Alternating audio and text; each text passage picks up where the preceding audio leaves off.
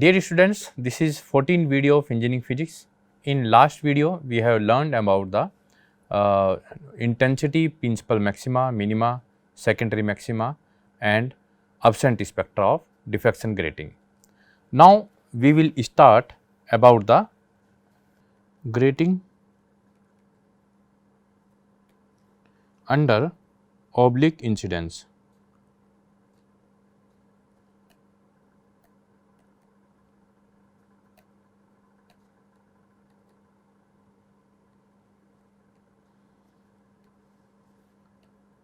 Suppose these are the slits and this is incident ray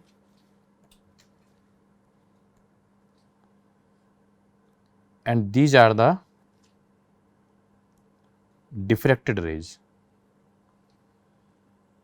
If this point is A and this point is B, we draw a perpendicular from point A to this light ray. This is incident ray 1 and this is incident ray 2. This is diffracted ray 1 D1 and this is diffracted ray 2, and we draw a perpendicular from point A to second incident ray, and now draw a perpendicular from point A to second diffracted ray. Suppose this is point L and this is point K, and this angle represents the angle of incidence I and this is angle of diffraction theta.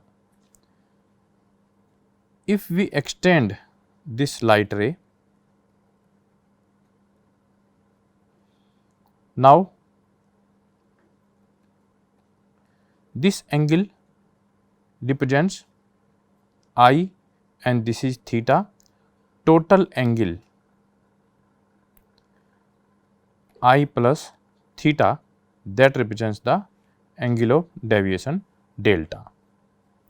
Delta represents the angle of deviation, that should be equal to I plus theta. This is incident ray, this is incident ray and this is diffracted ray. Angle between diffracted and incident, that represents the angle of deviation delta, that should be equal to I plus theta. And S2, this point is B, this point is B, this point is L, BL is equal to AB sin I. This point, this length BL should be equal to AB, this is AB, this should be AB, this line AB sin I. AB means E plus D sin I, and this line BK, it should be equal to AB sin theta. AB means E plus D sin theta. If we want to determine the total path difference, this LB and BK, BL plus BK represents the total path difference. Total path difference. If we represent this total path difference by delta P, then delta P should be equal to BL plus BK, or we can say E plus D sin I plus E plus D sin theta, and we can write E plus D sin I plus sin theta, and we can solve it by sin c plus sin d.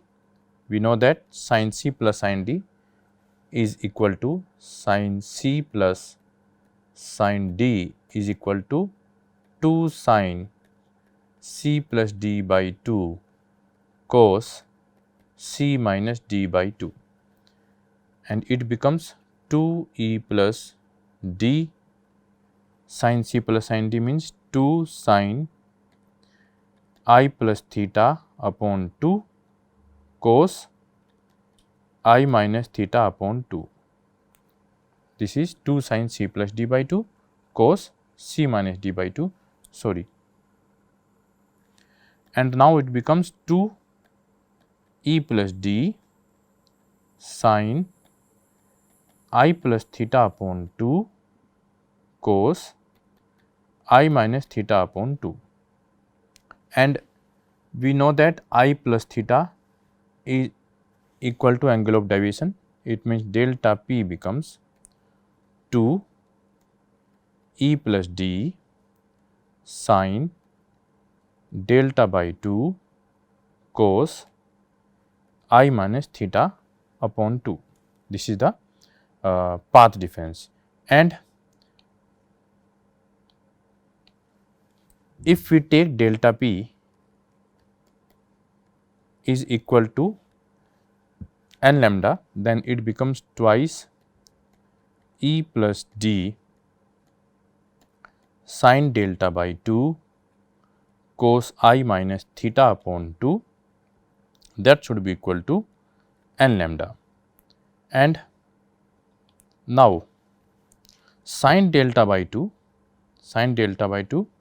and hence delta would be minimum when cos I minus theta upon 2 is minimum, when cos I minus theta upon 2 is minimum,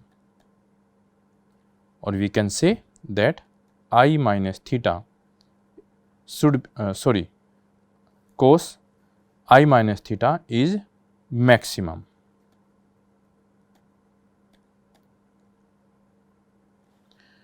It means I minus theta upon 2 should be equal to 0, or we can say I should be equal to theta. Angle of incidence should be equal to angle of diffraction. The rays would suffer maximum deviation, the rays would suffer minimum deviation delta minimum when the angle of incidence I equals to the angle of diffraction. Now, the grating equation would becomes twice E plus D sin delta minimum. It becomes, this delta becomes delta minimum upon 2, that is equal to n lambda. In this condition, this is the resultant grating equation. Now, we will discuss about the dispersive power of grating. Dispersive power of grating. The dispersive power of a grating is defined as the rate of change of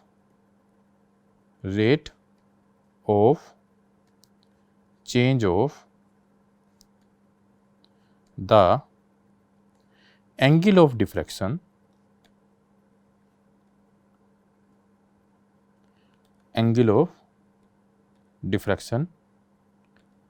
with the wavelength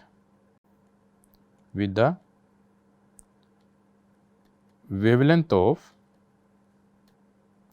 light, that is dispersive power of grating. It means dispersive power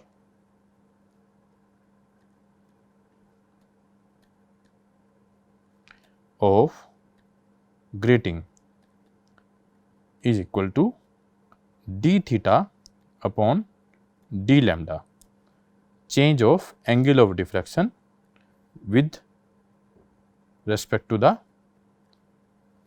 wavelength, that is the d theta upon d lambda. And we know that grating equation is E plus d sin theta equal to n lambda. If we differentiate this equation, it becomes E plus d, as E plus d is constant, differentiation of sin theta cos theta d theta equal to n is constant for a particular order, differentiation of wavelength lambda is d lambda, and d theta upon d lambda is n upon E plus d cos theta. This is dispersive power of grating, and this dispersive power is directly proportional to the number of orders, and also dispersive power is directly proportional to the number of orders, and this dispersive power is inversely proportional to the grating element and also inversely proportional to cos theta. This is the dispersive power. Now, we determine about the angular half width of grating, for grating. We want to determine the angular half width for grating. Suppose the nth order principal maximum is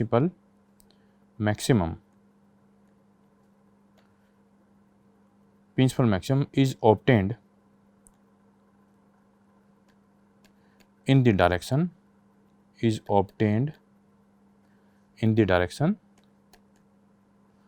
theta n. We represent it by theta n, and represents the nth order, and it is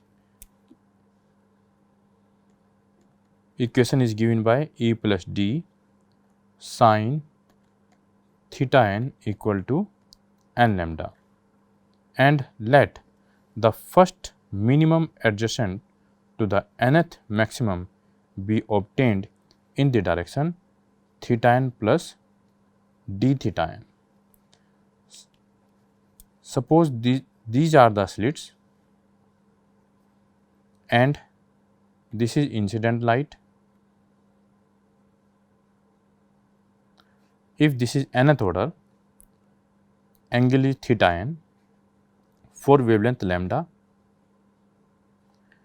and if this is lambda plus d lambda, then this angle becomes theta n plus d theta n, or we can say it is d theta n. This is where d theta n is also known as angular half width of the nth maximum. And the minima are obtained in the direction given by capital N E plus d sin theta equal to m lambda. We have already discussed it in section of minima, where capital N represents the total number of slits,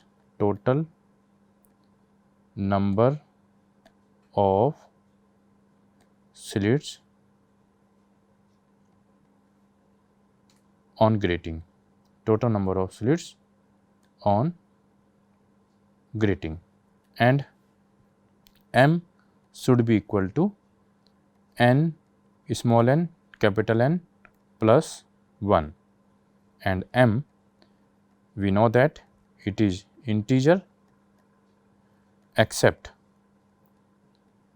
in previous videos we have discussed it about discuss about it except 0, capital N, 2 capital N, small n, capital N as the first minimum adjacent to nth order principal maximum is obtained in the direction of theta plus d theta n.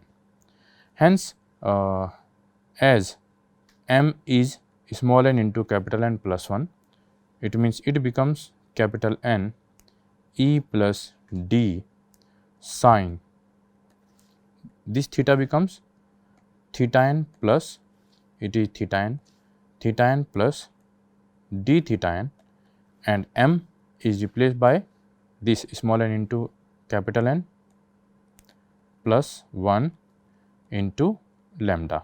M is replaced by small n into capital N plus 1, theta n is replaced by theta n plus d theta n, and capital N e plus d, we can write it sine a plus b, sine a, sine theta n, sine a plus b, we know that sine a cos b plus cos a sine b, this is a, this is b, sine theta n cos d theta n plus cos a sine b, sine a cos b plus cos a sine b, n plus 1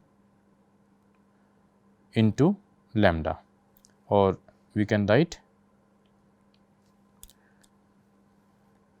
small n capital N lambda plus lambda.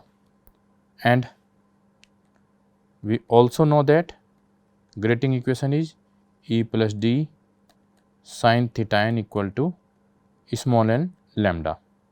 Now, if we put this equation in this equation, capital N e plus capital N e plus d sine theta n, capital N e plus d sine theta n cos d theta n plus capital N e plus d cos theta n sine d theta n should be equal to small n capital N lambda plus lambda, and e plus d sine theta n is equal to small n into lambda, it becomes capital N small n lambda, this is small n lambda cos d theta n plus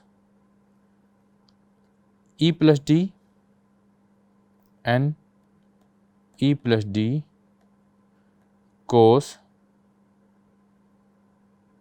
theta n sine d theta n equal to n lambda plus lambda. Now, for small d theta n, for small angular half width, cos d theta n becomes nearly equal to 1, as if d theta n is very small, it is 0, we may consider it near about 0, and cos 0 is 1, and sin d theta n